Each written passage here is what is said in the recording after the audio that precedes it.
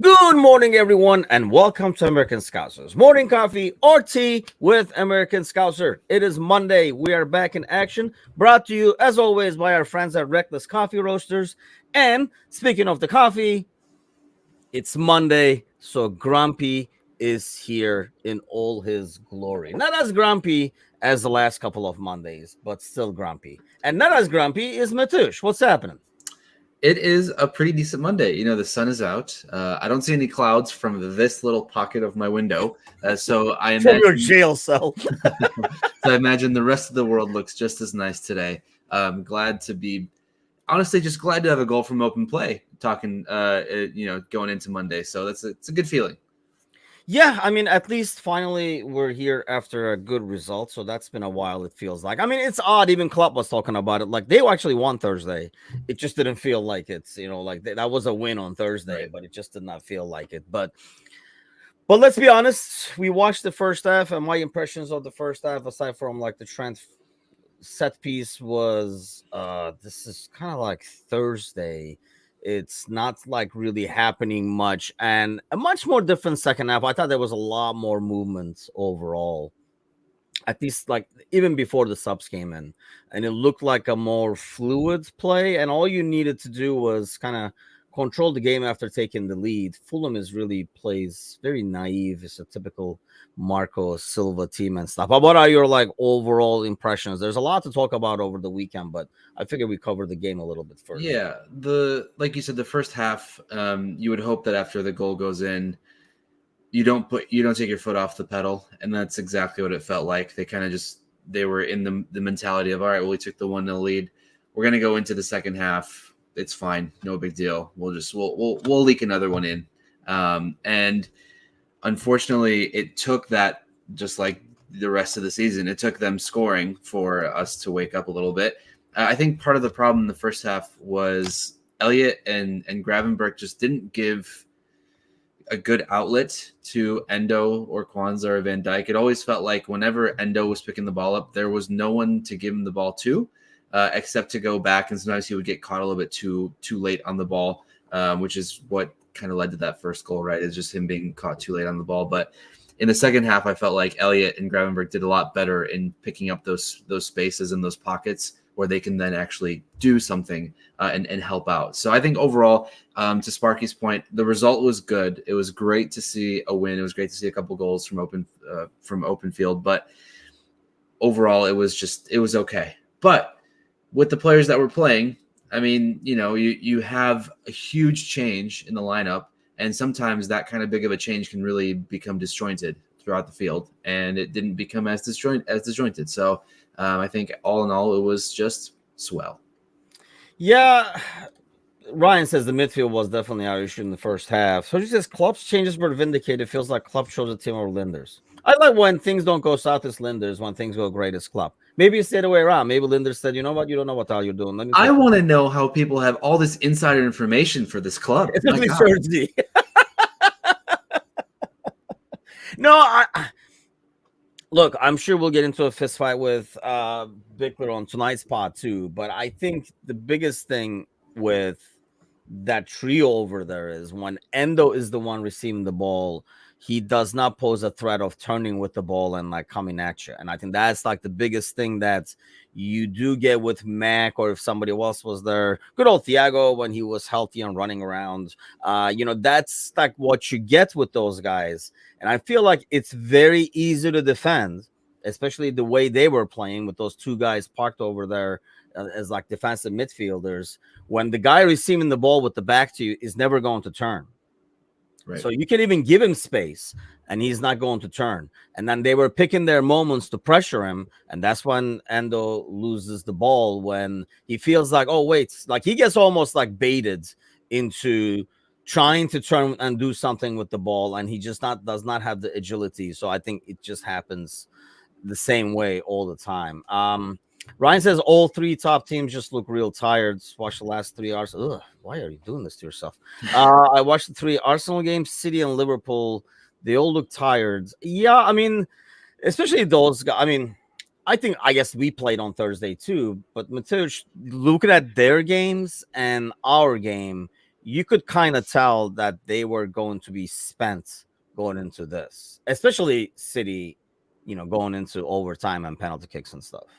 Yeah, and I mean they played a Chelsea team that is, I mean, we hate to say it, but they're on the positive side of their season right now. You know, Yeah. I think back and how fun it was when we were talking about preseason, or actually the first week of the season, and went, oh man, this was the best time to get Chelsea because they're only going to get Yeah. better. Finally, in April, we can say that they're finally getting to that point where we wouldn't want to play them, so much. But it took a little bit to get there. But anyway, yeah. I think unfortunately there was just another shocking VAR decision that made no sense in the context of the United Coventry game the next day in the same competition with the handball stuff. So that doesn't help. But yeah, I do think City's a little bit tired. I do think City misses Gundogan a lot more than they could have ever thought that they would. I think he really was a huge part of that midfield, a huge cog in that engine. So yeah, it's interesting to see. I think Arsenal, we talked about how last year they kind of had the year that we had when we went up against City and fell flat. And then the next year it was like, all right, we know what we're up against and we're just going to blow them out. But we still don't have that from Arsenal. I feel like they still don't have that extra gear, that extra bite that we saw from us. I think defensively, like that left side, whether it's Zinchenko, whether it's Tomiyasu, they have too many problems there. I think specifically where to Ryan's point, I think because they're tired and because they have some injuries as well, that's when they were leaking the goals against Villa. And I think, I did say a couple of weeks ago that I think all three top teams will still drop points. It's just a matter of who they drop points to and when. Yeah, so this Klopp has said numerous times that Linders usually has the biggest input with the team selection, but then why is he not getting all the credit all these years? See, because you can't do it both ways. I guess this is my point with Klopp. You can't have it both ways. You can't give him all the credits, but then take away all the blame. It's one or the other. So then all these years, it was actually Linders all along. It was Linders all along. It's the Barcelona comeback, Linders. Yeah, I mean, so you can't have it both ways. I think it's just a matter of we finally finished. It did look, maybe it was fresher legs, especially in the second half. I was like, holy cow, there's so much movement up top. Even when the ball is, like in the first half, when the ball is going from back and forth to freaking like Kwanzaa and like Van Dijk, you look and you're like, there's nothing. Like they're just passing. Everybody is watching them pass. In the second half, you watch the same game. It looks totally different when that ball is moving in the background, like between the defenders. Like there's so much movement in front of them. And then, suddenly Gravenberg would pop up and suddenly Elliott would pop up. Like you were saying, they were more getting open to receive the ball. And I think once you take the lead, that's when Endo shines. Because that's when he can play defensive midfielder. He's not the one who's going to break things down, but he's the one who's going to win the ball when a team is trying to attack and then start to attack. I think that's when he shines. That's why I still see him as, like, moving forward, I'm hoping he's in that like Milner role. You throw him in there in the 60th minute, get your defensive midfielder a rest, and then say close the game up, and then he just wins the balls on like counters and stuff like that. Nunez, the only thing with Nunez's movement is he's offside. So that doesn't really help the. I mean, a couple of times he fell off, like he was offside yesterday. That is not excusable. It was not excusable. Within 2 minutes of being on the pitch, he was offside twice. And it's crazy. We were talking about it in the post match, and I was actually talking about it even before we went on air in Macca. And I'll probably say the same thing again tonight. But there is no excuse to be offside when the guy who's passing it to you is doing it a one-touch pass. It's one thing to be offside and say, dude, you should have one touch that I timed it to your touch. And when you took an extra touch, of course, now I'm offside. But if the person is passing to you, and both times Mo did like a one-touch pass to him, to be offside, that's all you now. So that's all your poor timing. And for a guy who's so goddamn fast, I don't know why he takes off so darn early. It's just very infuriating. It's like, dude, half a second, you can make up for it easily. Nobody's catching him, especially when he is facing that way and the defender has to turn. Nobody's catching him. So just be freaking patient. I don't know. Is that eagerness? Is that... Panic? What is it? I mean, but we've seen it because it happened when he played for Benfica against us, right? We saw it a couple times. I think it That just was our Highland. That was Linders setting up the Highland, right? that was all Linders. Yeah, the players there they had nothing to do with it. So I don't know if it's just something that hasn't been beaten out of him because he's been doing it his entire career. But like you're saying, he's so quick. He's got so much pace. He could give himself a step or two and still have plenty of time. Some of these defenders are not fast in the Premier League. Yes, they're strong, and they can get in your face a little bit, but they're not that quick, especially in the center. Right? There's going to be Yeah. fullbacks that are quick, but not the center backs. More times than not, you're going to be quicker than all of them, and you don't need to give yourself that much extra room, unless he's thinking, if I get that extra yard or two, I'll have that much better of a clearance in my mind of where to take the shot or when to take the shot, blah blah blah. But yeah, it's baffling how often it happens.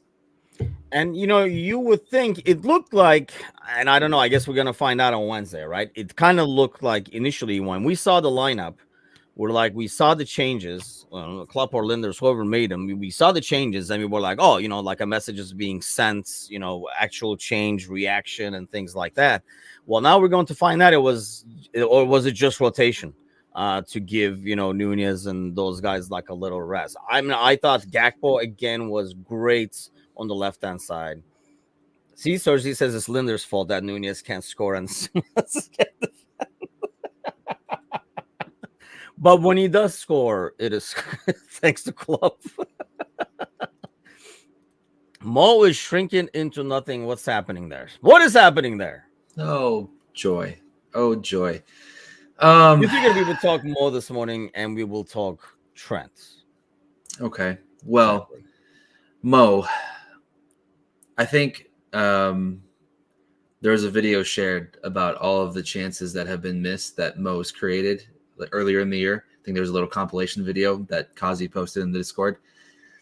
Don't watch it if you haven't watched it yet because it's going to hurt your soul.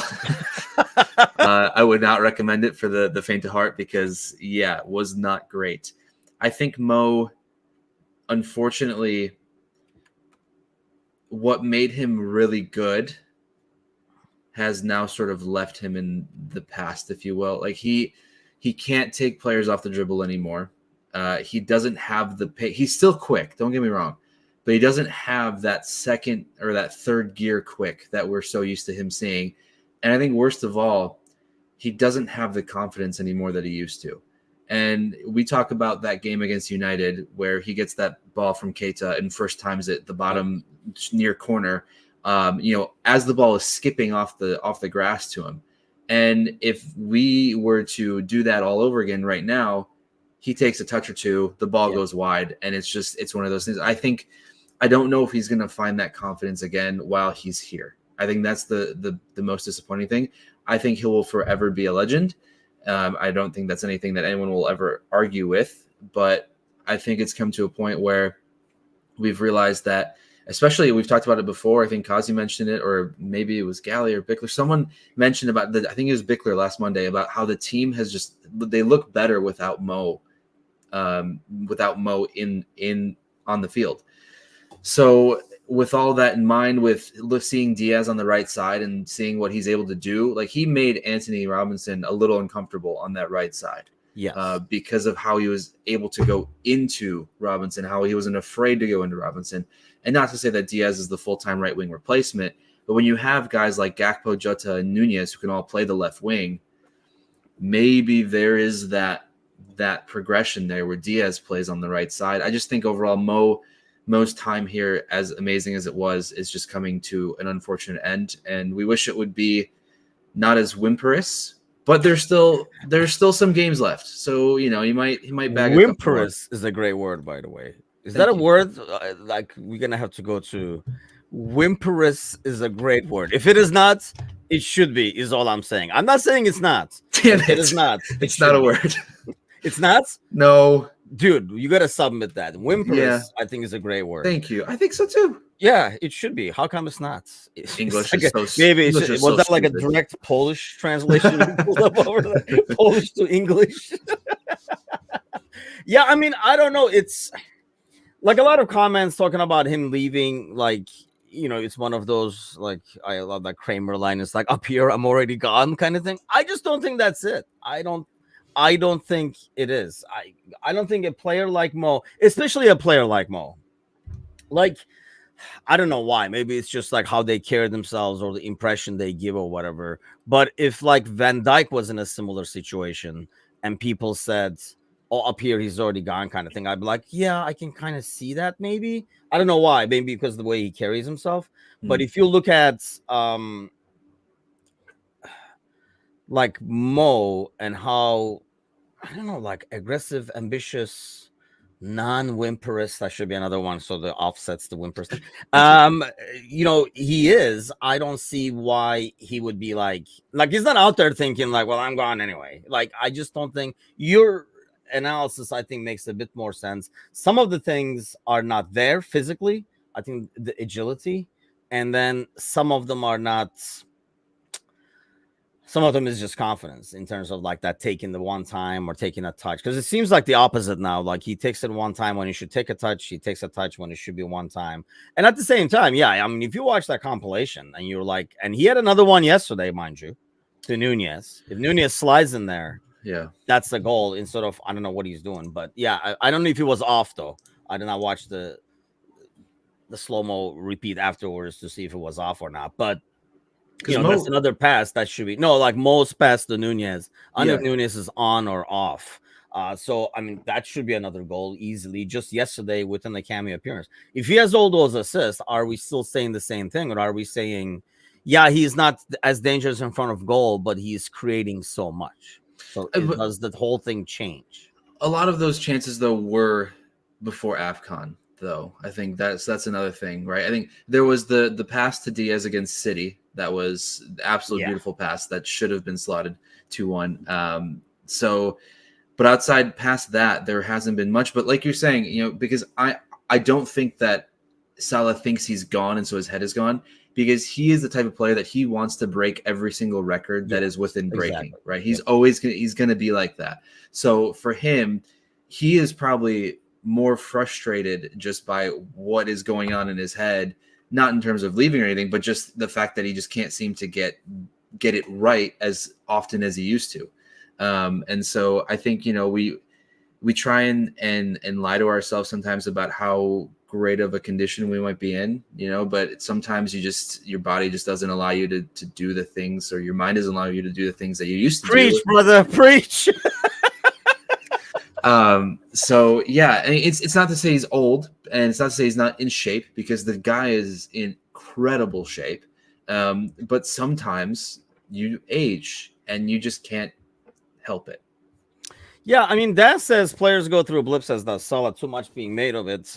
I think the problem is, and I think, like watching the game yesterday too, we tend to put our eggs all in that basket, right? Like Mo, like he is the driving. So when everything is going through, go through Mo, because we did the first half of the season where things went through Mo. So even if it is not Mo doing it, what he does, what he creates, how he opens up the other side and stuff like that is what was coming good. I feel like the same way. Whenever Trent is there, we're like, oh well, if Trent passes, Trent passes. Otherwise, nobody's going to pass. I would love to see. I want to see more of Trent and Maka on the pitch at the same time, where we kind of utilize both in terms of, because I feel like it's a tougher team to defend that way.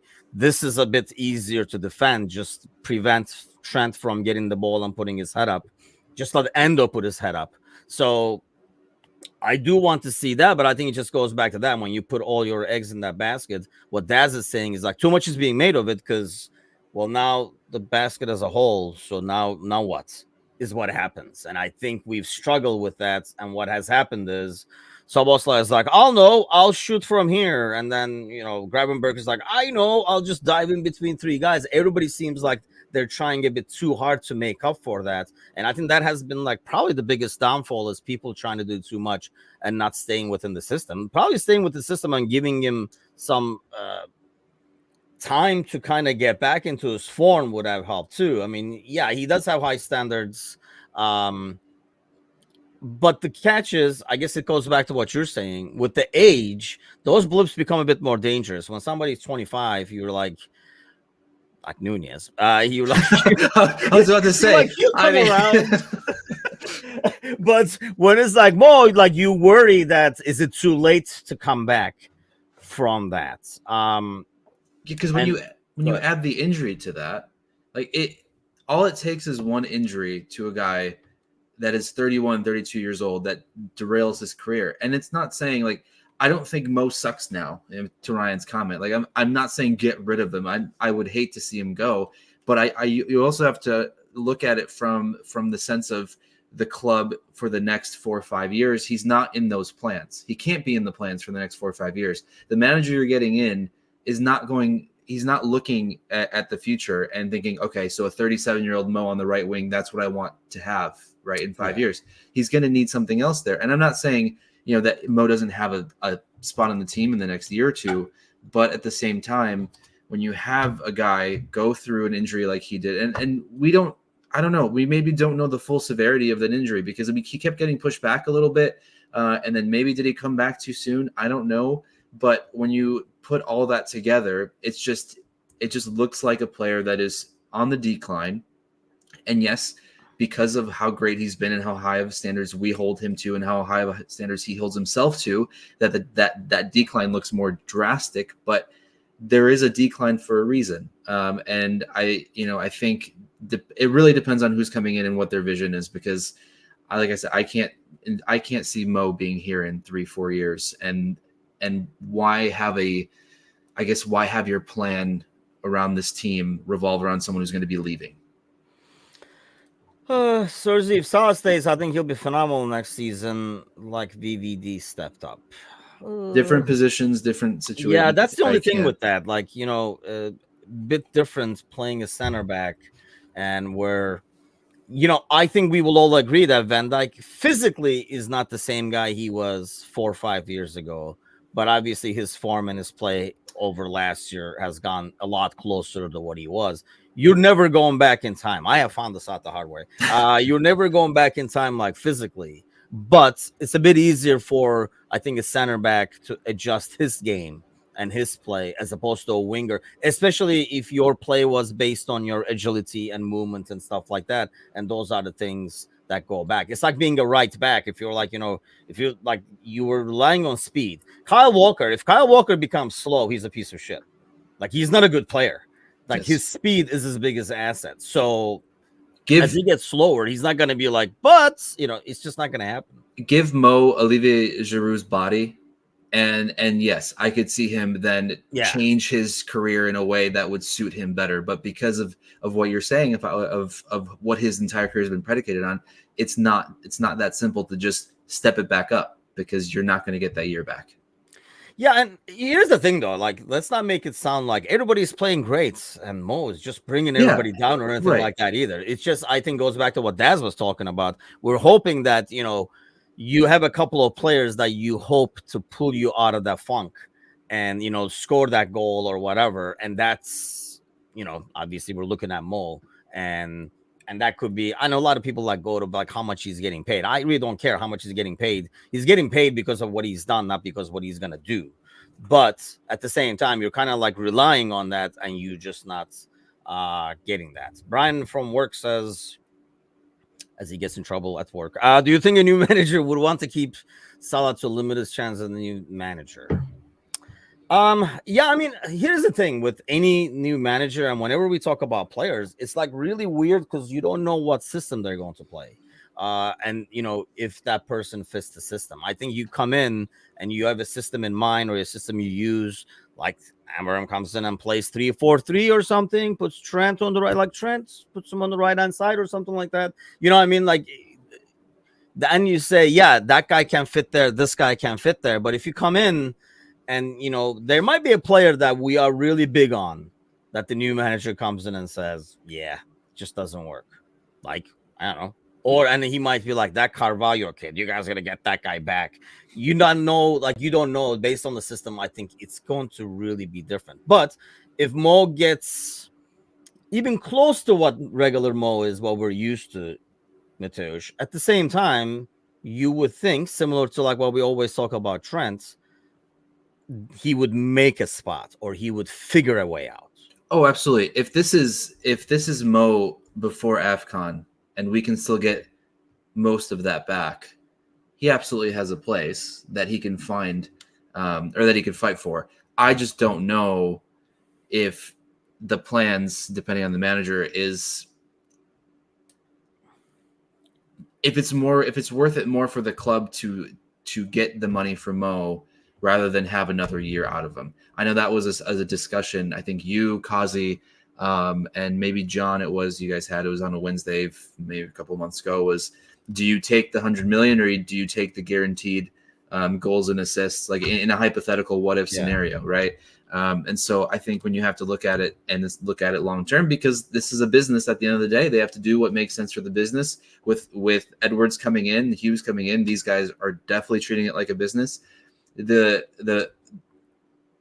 what you get back from Mo now in terms of the money you get versus what you get from his output, that's going to be what they're going to study. And I think, yes, there is a chance that he has a place still, but I think that they'll look at it as we could cash in and bring in a couple guys that could be here long term. Yeah, I mean that's another thing. The new guy might be like 150, and I don't know, like the evaluation is going up and down because Sparky had him down to like 70. But new manager can come in and get, I'll take that 150 and convert it to these three guys over here that I have my eye on, that I know that will work in my system or whatever. Or he might be like, hey man, for 150, there's no player out there that can be Mo, and keep him. So it really depends on.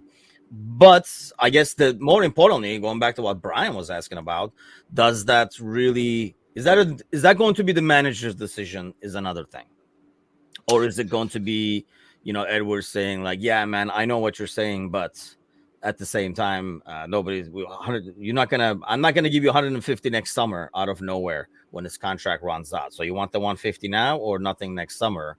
I'm assuming a lot of managers are like, I'll take the 150 now. Most likely. Yeah, right?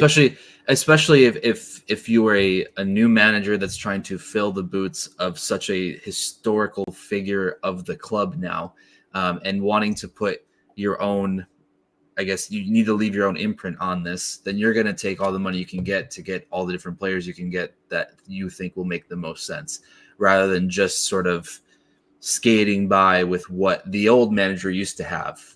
You'd want to make your own impression on the game and on the field. So yeah, it'll be interesting because, I think Edwards will have ultimate say.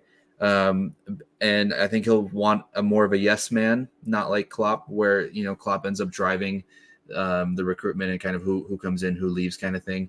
So it'll be interesting to see. As I say this, apparently there was David Ornstein said that Ruben Amorim and Liverpool never had any agreement done or sealed. Talks took place as candidate on clubs list, but it wasn't agreed. So there's still, I don't know where the hell we're going. The fact that they're talking, I think, says a lot by itself. Yeah. We didn't get the other one. The other one was like the Alonso thing. And I still think maybe we are after Amorim, and Alonso's like, let me take myself out of the equation so it doesn't look like.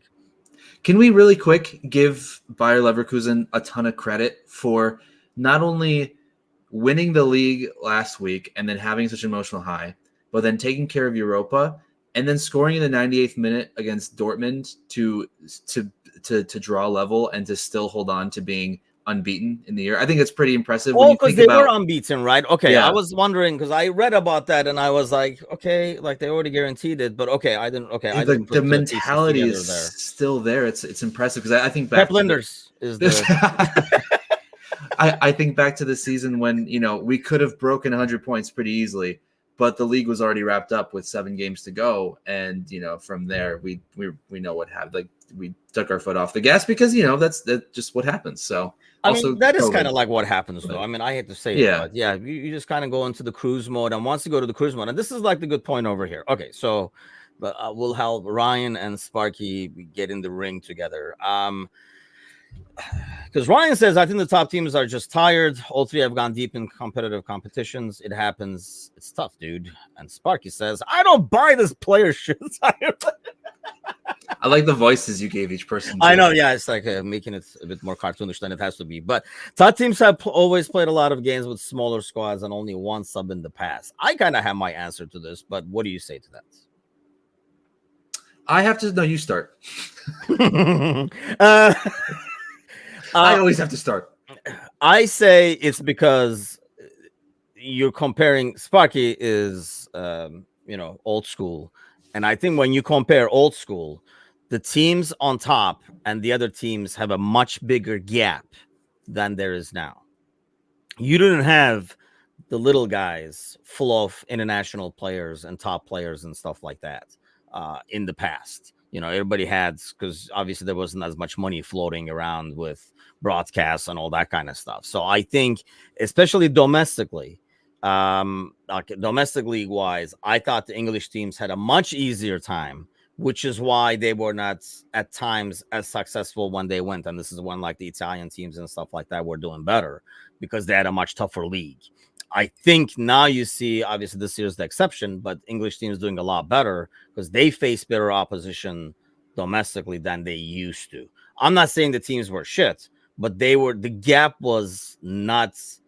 The gap was a lot bigger, relatively, compared to like what a smaller team can build in terms of a squad. You're still talking a lot of money being spent by the smaller clubs. I think that's like the biggest reason. Now, that's why you need a deeper team. So because you gotta be able to. That's the difference now, is you can afford to have a deeper team as the big boys, and maybe have some guys. Your bench is international players now, right? Whereas maybe the smaller teams do not have. Once they throw out their 11 and maybe one more guy, they're like, these are all the chips we had, and then we can just put fresh legs, but not the same quality. Whereas the big boy can still be like, oh yeah, here comes Nunez off the bench. He's gonna create chaos, and then you just like throw him out there. So I think that's why is the biggest difference. So I do buy the compared to past. I understand the tired thing, because when the levels are close and you're tired, the levels become even. When you're up here, even if you're tired, you're still so much better than the other guy. It doesn't matter. It's amazing. It's exactly what I was going to say word for word. Jackass. And I mean that when you were talking about that, it kind of it's funny. I think their recency bias is such a big thing too, because I saw so much discourse on the internet about how great people were mocking the Premier League for being this great league of English clubs, and they can't even make it past these competitions in Europe. When you think back to City won the Champions League last year. There was an all-English final 3 years ago between Chelsea and City. Liverpool's made 3 finals in the last 7 years. Like, English clubs have been at the end of these competitions year in and year out. And just because this year many of them got knocked out in the quarterfinals or what have you, all of a sudden it's like, the English league isn't good enough, because look at these teams. They can't even compete with teams across Europe. But when you think about it, it's because they're beating each other up in the Premier League, honestly. Yes. Like there's so much there that, if you then go away and play against a Bayern who has to only play 2 other teams in their league every other year, or you play against Real Madrid who has to worry about Barcelona or Atletico. I'm not even going to put Girona in there because that's a one-off that probably won't happen again. And, you stack it up against PSG, who never have to play against anyone else. Yeah, these clubs are going to come out a bit on top because they don't have to play such a grueling season. Yeah. And I think that's like the biggest thing. By the way, Sparky says only 1 sub in the past. So I think Sparky must be really old school. Because I do not remember 1 70s, 80s, right? Yeah, I do not remember 1 sub. I mean, I'm like 2 sub old school rules. So I don't know when it was 1. But I think the number of subs back then doesn't matter, because it's not the depth of the team that's gaining the advantage. Your overall quality is so much better. Now it's the depth that matters. So that's why the big boys have pushed the leagues to be, allow like 3, then 5 and stuff like that, because it does. And that's why, Sean Douche and stuff was fighting really big against it when he was, I think, at Burnley at the time, because they know that gives an advantage to the team that can bring another Brazilian star off the bench, another star from Uruguay on the bench, and then you have, like Joe from around the corner. Joe from Tesco. to clear the ball and defense is all you can put in. I think that makes like a big difference. Only Spanish clubs have more European success over English, and I think that's partially because in their case they've been able to cruise. I mean, look at Real now; they beat Barcelona yesterday as well, so now they're kind of set. So you can rotate and be comfortable in the Champions League. I know no, this hasn't happened. Barcelona is on the decline. They used to go toe to toe till the last week, but I think they were able to kind of like manage. And here's another thing: nobody else has two domestic cups. There was a lot of like outrage over the FA Cup replay that we never got around to. There's so many topics to talk about, but nobody else has two domestic cups, so something has to give, especially as they add more Champions League games and they're kind of building their own Super League over there. I guess real quick, let's touch that. I know we want to get to Trent. I definitely want to get to the Forest thing as well. So with the FA Cup replay thing, where are you at with that? No replays. Only went to 2 subs in 1988, really? I guess that makes sense. I was 14. I was right. I was going to say it's up to 70s and 80s, but before that too, obviously. The FA Cup thing, I'd much rather, I don't know. I'd much rather just get rid of the League Cup.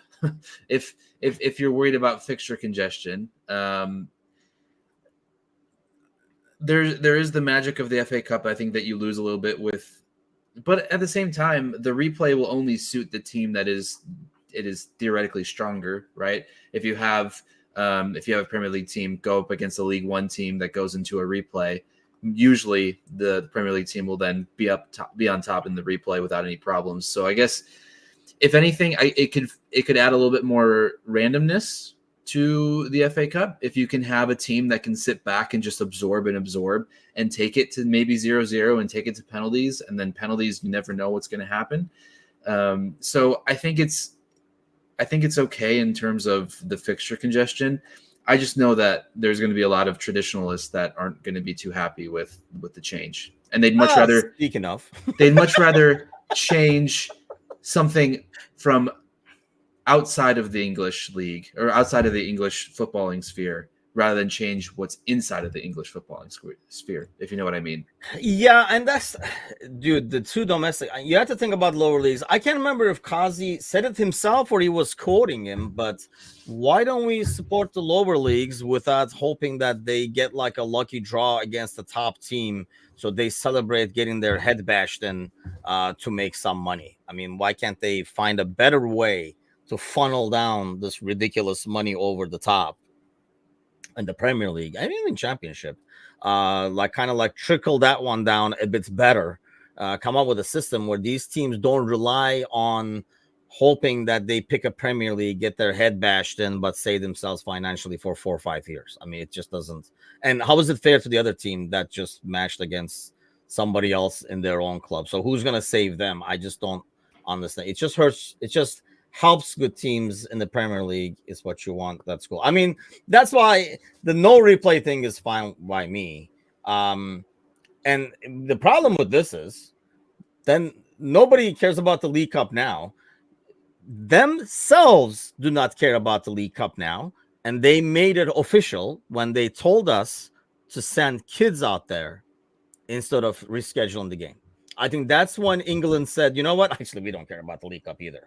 When you say, yeah, it is what it is. I know you guys are playing this international tournament there, but yeah, we have to keep this thing going somehow. So why don't you guys just put kids out there and we got our head beaten in? Was that Villa 5-0 or something like that, right? Yeah. So that's when they admitted that no one cares, as my daughter Layla would say, like no one cares. So and that's why just eliminate one of them. And if you want to replay, go back to the replays and stuff. But it's like you can't have. And, you know, I think there was another argument on Discord about don't put the top teams that are in the then nobody cares about them. And then the little guy doesn't get anything anyway, because the little guy's only chance is being matched up against one of the big boys so they can get the crowd or they can go there and get their money and stuff like that. But yeah, I understand why the replays are canceled. And I understand why people are concerned that there are no replays financially for smaller clubs. But there has to be a better way to get those guys money rather than just hope to get there and then hope for a replay and stuff like that. It just does not make sense. It's really easy to mission. You just grab two Americans with a ton of money who have background in acting and TV and movies, and you have them buy a club and you make a documentary, and then suddenly every team is really good. It's that easy. Just spend a lot of money. Year, in Oscars, let's get a table, like an 8-foot folding table, and peddle some of these teams over there to the stars. Hey, why don't you guys get together and buy a soccer team over here? Lose the useless international breaks to save players. That has actually gotten worse because they're not useless now. They made it into a tournament. Yeah, they didn't want people to say useless. That's the problem, is that they've gone from useless international breaks to now having games in the middle of the season that matter. And you go away for 2 days to play with players you don't play with for the entire year, and then you expect to play together like you've been, playing together for the last 15 years. It's just, I hate it. I mean, here's the thing, and like I say, you ask everybody else in the world, okay? It's like me over here going around, people bitching about, I never know how many yards or how many feet and stuff. Hey, here's a freaking idea. Why don't you go with the metric system everybody else in the world uses? And it would be a lot easier. Everybody would know what the hell is going on, right? So I say the same thing about English teams saying, like the FA Cup. Here's an idea. Why don't you do what everybody else in the world does and have one local cup, domestic cup, and so you can adjust your fixture a lot better. And I think they had to redo it again. They don't have the winter break anymore and stuff like that because they have two freaking domestic cups. I mean, I would agree. Ryan says metric all day. Go metric. Let's start a movement right here, right now on this Monday morning. American Scouts are sponsored by the metric system. Brought to you by the world. Proudly sponsored by centimeters. Okay, let's talk about this real quick because I know you brought this up, so I'll let you pick the battle. I think you saw what we brings effectively going forwards. Also, I would like to answer really quick. There was a question: when was the last time Mo scored from open play? It was against Brentford. Wait, was that a penalty? Was that Brentford or Bournemouth that he came off the bench, played great? We're like, oh man, it's so great to have Mo back. And then he was injured, and yeah, now we can't sell him fast enough somehow. It was Brentford back on February 17th. That was came off the bench, had an assist and a goal or 2 goals or something, right? Assist and a goal. Yep. And then everybody was like, oh, he's back. It's so good to have him back. And now it's like, God damn it. Take him out to the back and shoot him. Oh. So yes, this is just some fun graphics here. This is the Premier League since 2018, so we're talking 7 years. Just really fun numbers to see. And of course, chime in whenever you want to. But and you also see that Andy Robertson is, he deserves a lot of flowers as well because he's going to be it's top 2 in most of these lists, if not all of them. But most goals and assists by defenders. You've got most goals outside of the box by defenders, doubling what a defender who's in the Championship, not even someone who's in the Premier League anymore, in Stuart Dallas. Then you've got most assists by defenders, obviously Robbo there at 2. You've got most big chances created by defenders. You've got most chances created by defenders. And then you've got most passes into the opposition box by defenders. Like 700 more passes into the opposition box. That's 3 times the amount of, over 3 times Cresswell. Brought to you by Math.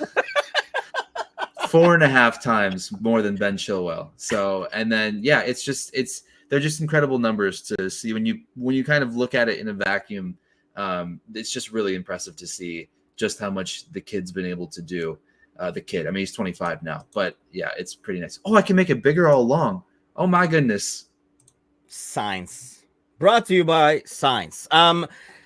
So yeah, yesterday you can kind of tell the impact he makes instantly, right? By coming into play, like his passing, his distribution, how he changes wings and stuff like that.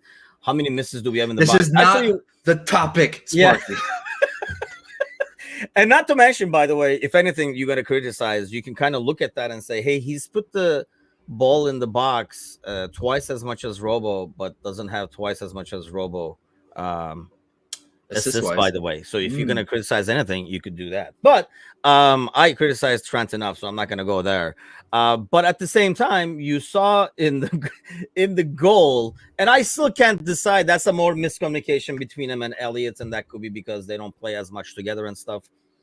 That ball came into the box way too freaking easy. We even like watched it yesterday to see afterwards, like with Angie, we were watching the highlights and couldn't still decide who should be the one taking the. It looked like Elliott, but I know that's the communication. Normally, it would be Trent stepping up to that, and Elliott would keep running and take the guy out wide because obviously he already has the pace, even if he rolls the ball in front of him and stuff. But that's like a communication that you can hear over there. But then you can see the ball comes in the box, and as we're like tripping over ourselves trying to clear it, Trent is still over there, like watching what's going to happen. And I realize he's probably wants to be the outlet to start the counter.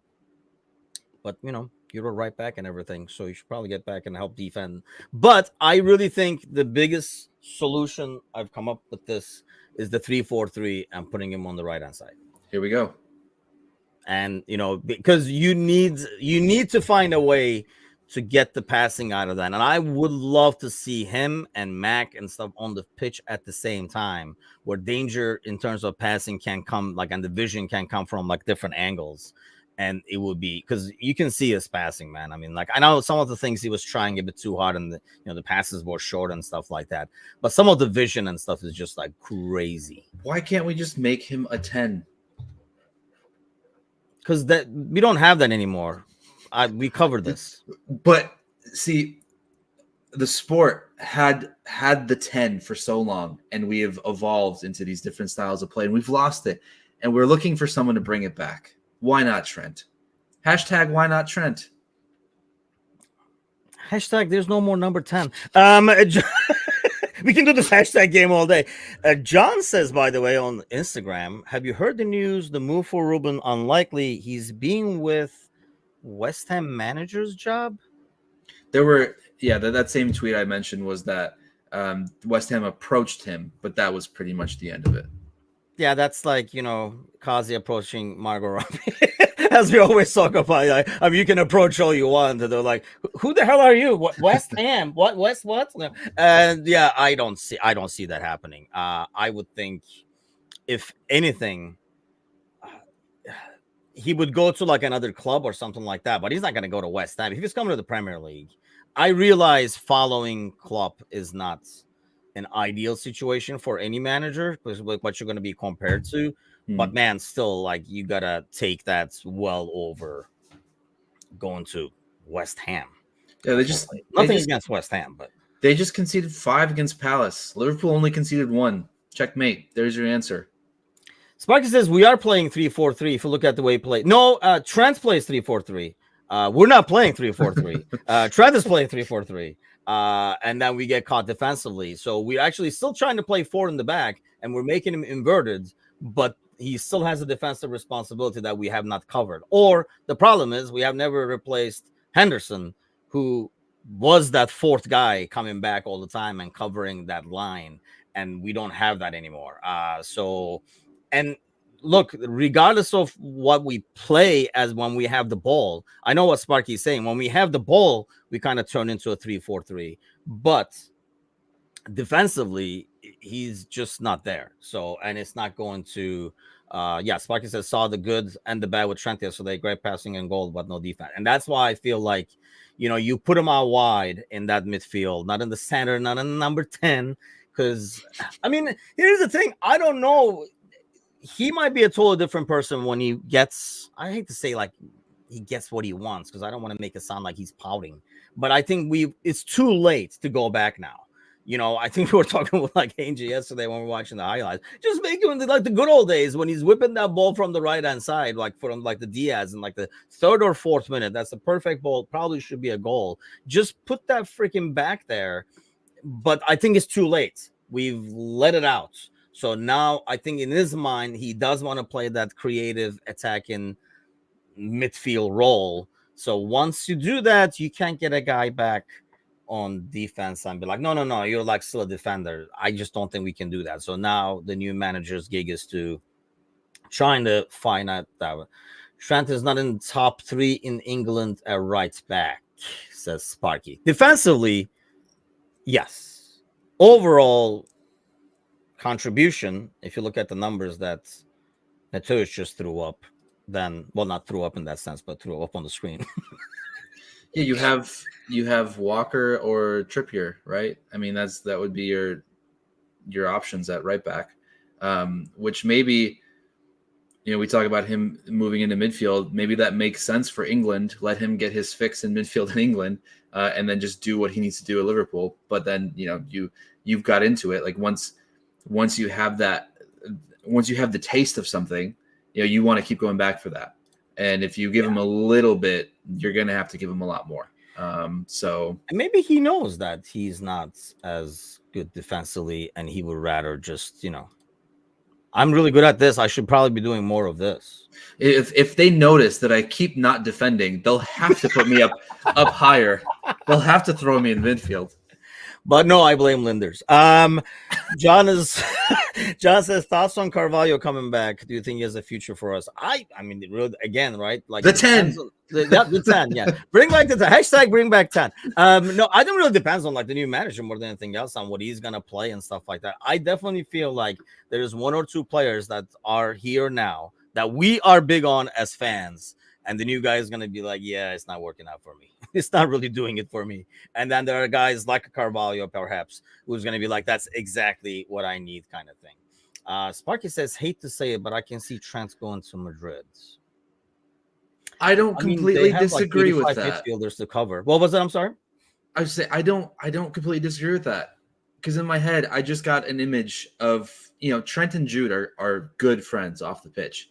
And in my head, I'm just seeing this image of Trent whipping a ball into Bellingham every week. And I'm like, that's fucking okay, why don't juicy. You envision that image, them wearing red? Wouldn't that be a lot Because better? we don't have Jude Bellingham. Well, it's, the same thing. Instead of them getting Trent, we get get Jude? Okay, yeah, easy. Yeah. Because that worked so well the last time. You're still bitter about that. Ryan says, God, I love you guys. Love you too, buddy. Brought to you by Meters. Okay, let's talk about this real quick, because I saw this yesterday and I felt so at home, because I was like, oh, they're bringing the Turkish league and Fenerbahce into the Premier League. I was like, oh, this feels like home, man. It's great. So what do you say about this? Because here's the thing: 3 extremely poor decisions, 3 penalties not given. We simply cannot accept. Oh, we're gonna go well over, because I opened this can of worms late than I wanted to, but. So they're saying that they told the PGMOL. I think that's like the biggest thing, right? That the VAR is a Luton fan. I mean, I'm assuming they mean the the guy in charge of VAR, and the computer doesn't have a glitch in it that he's cooking for Luton before the game, but they didn't change him. Our patience has been tested multiple times. Nottingham Forest Football Club will now consider its options. So let me say this: I did not watch the game, because I got better things to do now. That's one thing COVID has taught me, is if I feel like the game is not really a must watch, I don't. But afterwards, I was telling NJ about this, because I was like looking at my phone and stuff like that. So we pulled it up on the TV on YouTube for the highlights. Let's see what happened. What are they complaining about? And you go right now to NBC Sports. The highlights of this game do not have any of those in it. It's almost like it never existed. It never happened. That's bullshit, first of all, for the Premier League to do that. And I know they're in bed with Premier League, so they're not going to put something that puts Premier League in a bad light. But that's bullshit. If you have those situations, those should be in the freaking highlights. If it's such a talking point like this, that everybody in the post-match is talking about it, but you don't work it. Either the editor is clueless, and he's just like, the goals is only what you put in there. But there are like VAR decisions you would think you would throw that in there. So they were not in there. We had to look at like some other footage from Sky Sports or something like that. I would argue the handball thing is bullshit by itself. I don't understand that, how the Grealish one is not a penalty, but then the one against United is, and then how this one is not. It's like, I don't know what's going on. Let's just chop off all the arms and trot them out that way at this point. That will be the only thing to stop it. But the other two, the first, maybe, but the last one, how the hell is that not a penalty when you watch it? Having said all that, what do you make of the tweet itself, I guess? The tweet itself, at first I thought it was like a troll account that someone was posting around. Like it wasn't real. I was looking at it going, "This is the Onion, right? This has to be the Onion." But no, it wasn't the Onion. And I, I think a club at the stature of Nottingham Forest, I think you could present that a little bit better, a little bit more professionally. But it does get people talking more about the refs and more about VAR. And, are we going to see anything come out of this? Maybe not. But I think the more clubs start to put pressure on the system, maybe the more you could get some results out of it. I know the reaction's pretty split. I know there's a lot of people who will say that it was, very unprofessional and it was a ridiculous tweet to have from an official club. If it's a member of the club, like the sporting director saying it, fine, but the actual official account of the club saying it's a little ridiculous. But then you have the other side saying, it's what the league needs. We need more accountability, blah blah blah. So it's tough to see where this goes, other than Nottingham Forest getting some sort of a criticism from the Premier League or like a fine for the way that they're expressing their thoughts. So here's the thing with this.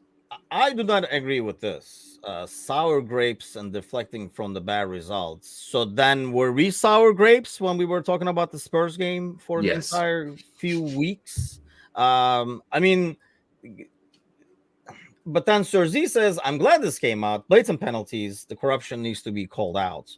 So here's like the danger. And as a guy who is Turkish and follows the Turkish league due to Fenerbahce, I can tell you this is a very, very bad slippery slope. And I've been warning about this for the last freaking 6-8 months, talking about this, that them not taking any action, trotting freaking Howard Webb over there, putting Michael Owen on his lap, and like telling him like, this is what we did and that's what happened, right, Michael, high five, and then sending him away is what has brought us here.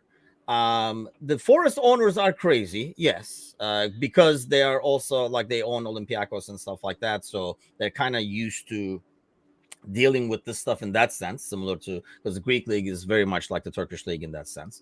But the problem is they've created the slippery slope by doing exactly that, like not taking any action and having this build up. But it's very dangerous. I understand why the PG, if you come and say, well, that ref should not be there, well, okay, then you're picking on, okay, how are they going to schedule reps? And that's what has happened, for example, in Turkey. How are you going to schedule reps if you are not, this guy doesn't want that guy doesn't want that guy. You can enter all these into the computer. So you want the ref that you want is what it's going to end up being. Well, he's a Luton fan. His nose is too big. He doesn't like me. I mean, like, where does it end? So I understand why they don't let the clubs dictate it.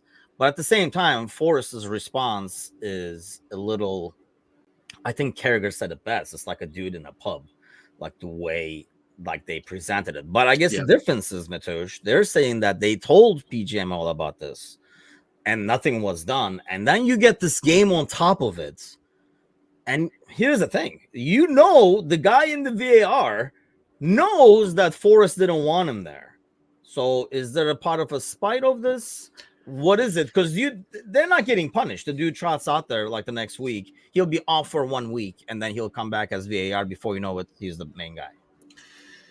Yeah, I guess it really comes down to I'm curious to see if there is much proof to or how it was relayed to PGMOL that they knew that he was a Luton fan. Like, I want to understand how we got there first. Like, how was it said?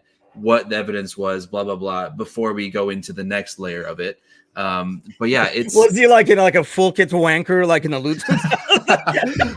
He's like, they have a photo of him. Like he's there back when they were in non-league with a banner asking for a shirt from one of the players. Luton or death. So yeah, I think we got to get to that the proof stage, because I want to see what was said, how it was relayed before we get into the next step. And I know this is a little bit off topic, but I want to get into this really quick, and I won't make it long. Things won't change unless big statements are made. Coventry got screwed over yesterday. They didn't. I know we want to see the magic of the FA Cup. I know we hate United. I know we want to see see them get knocked out of the semifinal by a championship side.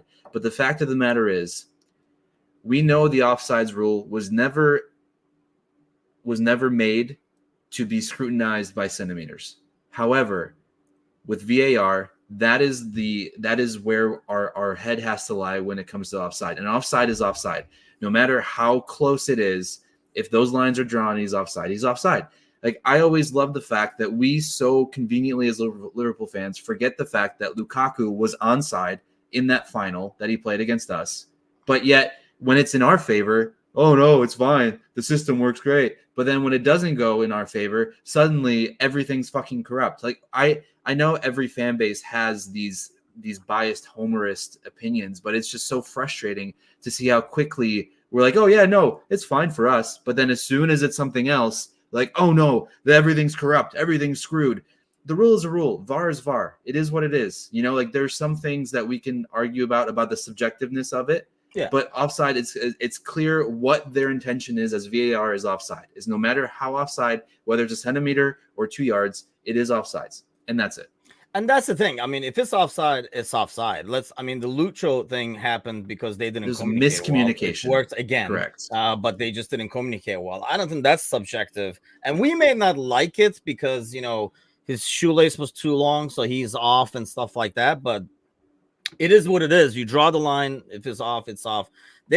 And I've heard like different like things. Like, people are like, well, let's make it like, let's give them like, I don't know, like 4 inches, blah blah blah. Okay, then something is going to be 4.2 inches, and then you're going to be like 0.2 inches. Come on. So there's no winning that game. Like, there's always going to be ridiculously fine margins there. It's actually amazing how fine some of these margins are. Actually, when you watch these VARs. What was the goal that we got chalked? I was like, God damn, that's close. But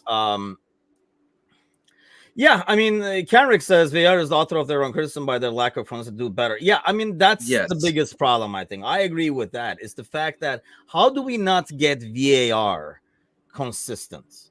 Like, it's one thing to have the ref on the fields based on the game, trying to control the pace, the tensions, whatever, right? Like, so it's, you know, anybody who's played the game knows you kind of feel out the ref in the beginning and you kind of get an understanding of the ref in the first 10, 15 minutes. You're like, oh, everything is being called today, huh? That's how we're going. Or, oh, okay, nothing is being called, huh? Okay, so that's how we're going. So you get an understanding of that. And I maybe understand it a little bit because there are a lot of factors there in terms of how the ref controls the yellow cards and certain things and aggression and stuff like that. But the VAR, there's no excuse for it to be not consistent. You're in a freaking air-conditioned room looking at a TV screen. So just freaking like make the call as you see it. And if you can't make that call on a TV screen, which we were told for years, well, you guys have the luxury of sitting at home and looking at a TV screen. We have to make, well, here's a TV screen, asshole. Watch it and make a call. And they still can't make the right call. That's the part that's frustrating. So I agree with Kenrick on that one. Ryan says the VAR offside is bullshit. Borderline ruined the game. Goals can't be celebrated. It's awful. Tell me about it. The dogs are just not thrilled about this entire thing. So yeah, you, Leo, and Leo has no idea. Leo doesn't know pre-VAR, but Stitch does, and he's not too happy about the changes. Yeah, I mean, because that's the thing, right? Like I will agree that I hate the offside rule being as close as it is because that's never what the law was intended for. But the fact that we've set the precedent that that's what the law is, then you have to just go off of that. And I know it ruins some goal celebrations. It ruins part of that. It ruins, you know, the actual ability to celebrate as a fan. But it is unfortunately where we're at with VAR in the offside situation. But to Kenrick's point, and to your point, the consistency has to lie with everything else. You can't say that someone's making a play on the ball here and it isn't red, but then say that someone is making a play on a ball here, but it is a red. You can't have that. Yeah.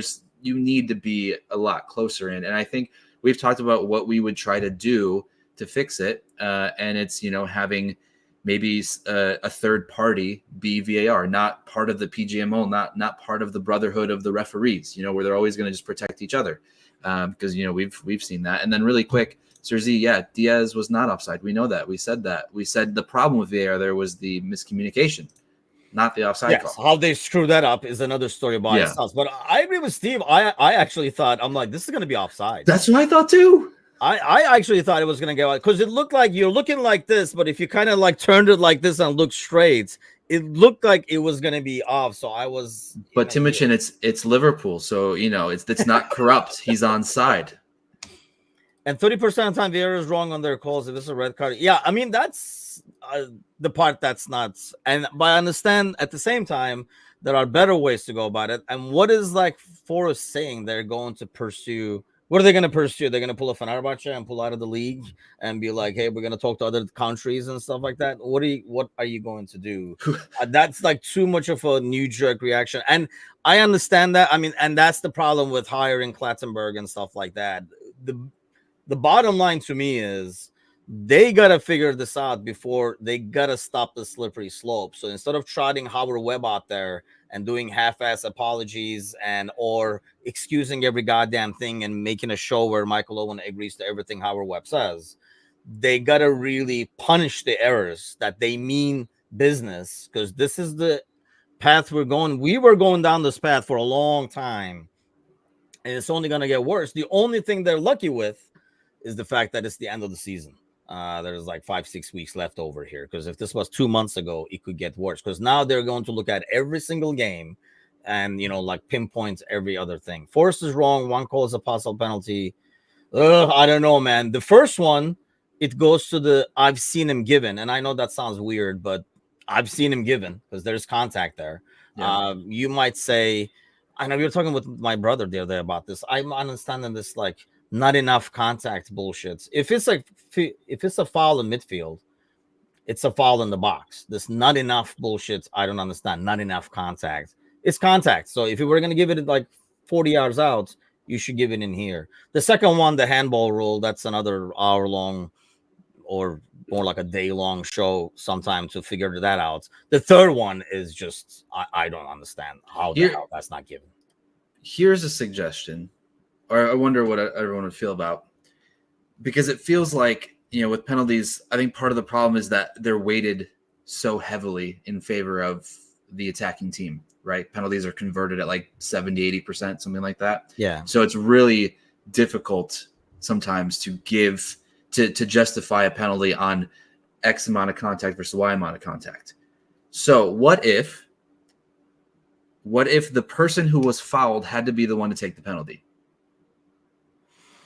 Would that make things a bit more interesting? The percentages a lot. I think it could. I mean, maybe not a ton, but even if it changes at 15%, is it worth it?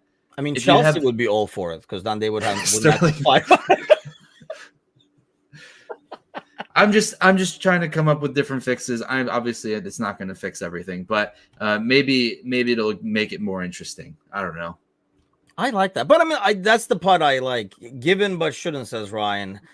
I understand that, but if you're watching, I guarantee you, if it was against us, we're sitting here saying we got robbed by the refs again. Yeah. If it was against us, I would want it given if it was against us. And I'll tell you what, if it was for us, it would be given for the other team. That's how I think all look at it, right or wrong. But yeah, it's like, you're a basketball guy. Like, it's like an NBA when they talk about it's playoff basketball. It's the same goddamn rules. Like, why are we calling? We don't call those fouls at the end of the game and shit. What the hell is that? Like, if it's a foul, it's a foul. Yeah. Sorry for wasting your time with the 82 regular season games. Those didn't mean anything. Apparently, this is where the real basketball starts, because we shouldn't have called anything earlier. Sorry about that. I did want to just I thought this was really funny before we happened to leave. Crystal Palace tweeted this after Forest, which is almost, because we've got this one that says, oh, where did it go? 3 extremely poor decisions, 3 penalties not given, which we simply cannot accept. 5 extremely good goals, 2 goals conceded, which we simply have to accept. Crystal Palace will now enjoy their Sunday. I don't know, man. I get it, but at the same time, you have to feel for Forest. But then, how many times have the Wolves gotten screwed? Bottom line is, people are getting blatantly screwed over on a regular basis, and there has to be a way to eliminate that when there's VAR. You feel for Forest until you remember a few weeks ago when they complained that, when we scored the winner in the 98th minute about Yeah. the head thing when they totally forgot about it in the first half. So then Yeah. you're like, oh wait, maybe I shouldn't feel so bad for you guys. Yeah, exactly. And that's the problem. But regardless how they came about it is brutal. Yeah, We've gone way over, and I knew this was going to happen, that's but fine. it's just another Monday show over here. Brought to you by Reckless Coffee Roasters in collaboration with the metric system. Monday, grooming day. It's been 2 weeks. Nobody has been groomed. The Things are dog, getting scruffy over there. So what are we doing today? the dog, The dog is getting groomed the today. dog is getting groomed today. All right. Yes, It's grooming day. Sparky says what goes around comes around. I know that's for your dog, or I'm assuming for Forrest, but Ryan says let's talk food. Let's not. I'm trying to lose weight, and it's not helping when freaking like Metush trots out tables of like his Prince life and food and stuff like that. So yeah, let's not do that. But let's do this. I'll be back tonight with the gang. We'll probably talk a little bit about this, I would think, as well.